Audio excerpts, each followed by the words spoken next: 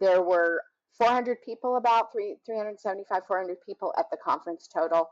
I had 200 people signed up for each of my presentations. So I think almost everybody at the conference was like, what the hell is this? And especially after the first one, then those people talked to, and then other people came. It was very quiet in the room. I noticed right off the bat, like some of my colleagues, the people that I love and just respect tremendously were sitting, listening to the whole thing like this, like mouth breathing the entire time. And I'm like, and and I'm talking about mouth breathing, and I'm looking at them like, mouth. And right, and I'm seeing eyes pop, and I'm seeing arms cross, and I'm seeing some people go like, what?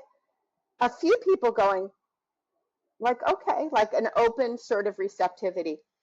Afterwards, it was the buzz of the conference. And the buzz went anywhere and everywhere from who the F does she think she is, to like downright anger. Like all she did was tell us everything we're doing is wrong, but she didn't tell us what to do about it.